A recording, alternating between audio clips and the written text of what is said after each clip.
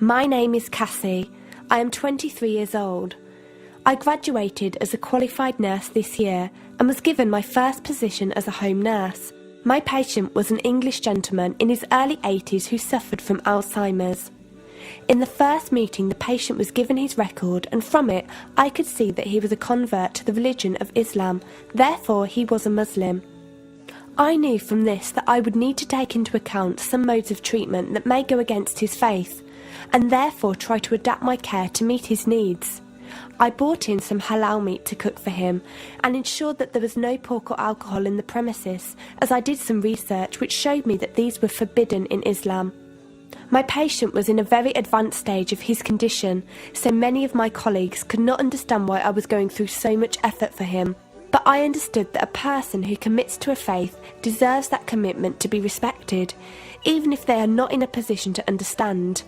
Anyway, after a few weeks with my patient, I began to notice some patterns of movement. At first, I thought it was some copied motions he'd seen someone doing, but I saw him repeat the movement at particular times: morning, afternoon, evening. The movements were to raise his hands, bow, and then put his head to the ground. I could not understand it. He was also repeating sentences in another language. I couldn't figure out what language it was, as his speech was slurred, but I know the same verses were repeated daily. Also, there was something strange. He didn't allow me to feed him with my left hand. Somehow I knew this linked to his religion, but didn't know how. One of my colleagues told me about Paltalk as a place for debates and discussions. As I did not know any Muslims except for my patient, I thought it would be good to speak to someone live and ask questions. I went on the Islam section and entered the room True Message. Here I asked questions regarding the repeated movements and was told that these were the actions of prayer. I did not really believe it until someone posted a link on the Islamic prayer on YouTube. I was shocked. A man who has lost all memory of his children, of his occupation, and could barely eat and drink, was able to remember not only actions of prayer, but verses that were in another language. This was nothing short of incredible, and I knew that this man was devout in his faith, which made me want to learn more in order to care for him the best I could. I came into the Paltalk room as often as I could, and was given a link to read the translation of the Quran and listen to it. The chapter of the bee gave me chills, and I repeated it several times a day. I saved a recording of the Quran on my iPod and gave it to my patient to listen to. He was smiling and crying, and in reading the translation I could see why. I applied what I gained from Paltalk to care for my patient, but gradually found myself coming to the room to find answers for myself. I never really took the time to look at my life. I never knew my father. My mother died when I was 3. Me and my brother were raised by our grandparents who died 4 years ago, so now it's just the two of us. But despite all this loss, I always thought I was happy, content. It was only after spending time with my patient that I felt like I was missing something. I was missing that sense of peace and tranquility my patient, even through suffering, felt. I wanted that sense of belonging and a part of something that he felt, even with no one around him. I was given a list of mosques in my area by a lady on Paltalk and went down to visit one.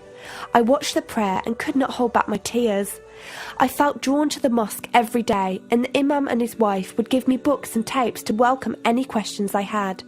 Every question I asked at the mosque and on Paltalk was answered with such clarity and depth that could do nothing but accept them. I have never practiced a faith, but always believed that there was a God. I just did not know how to worship him. One evening I came onto Paltalk, and one of the speakers on the mic addressed me. He asked me if I have any questions. I said no. He asked if I was happy with the answers I was given. I said yes. He then asked what was stopping me accepting Islam. I could not answer. I went to the mosque to watch the dawn prayer. The imam asked me the same question. I could not answer.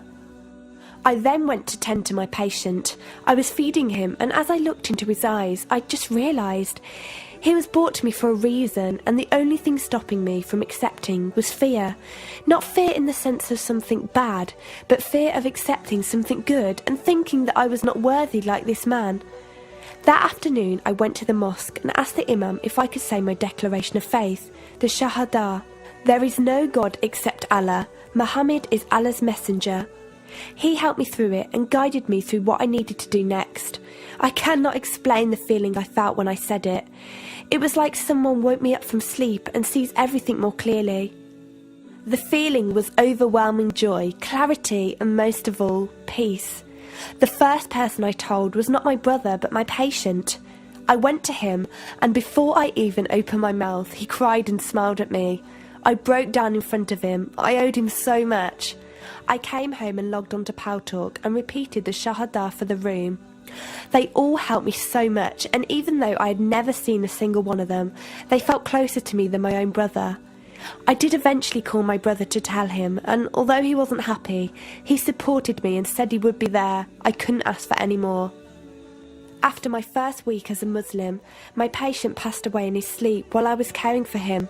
Inna lillahi wa inna ilaihi raji'un. He died a peaceful death, and I was the only person with him. He was like the father I never had, and he was my doorway to Islam. From the day of my Shahada to this very day, and for every day for as long as I live, I will pray that Allah shows mercy on him and grant him every good deed I perform in the tenfold. I loved him for the sake of Allah, and I pray each night to become an atom's weight of the Muslim he was. Islam is a religion with an open door.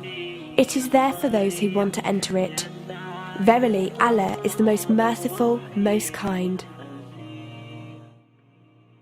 سبيل الدموع سبيل مريح تنهدى يا صاحي كي تستريح وبث الدعاء الخفي الصريح يسعك الفضاء الرحيم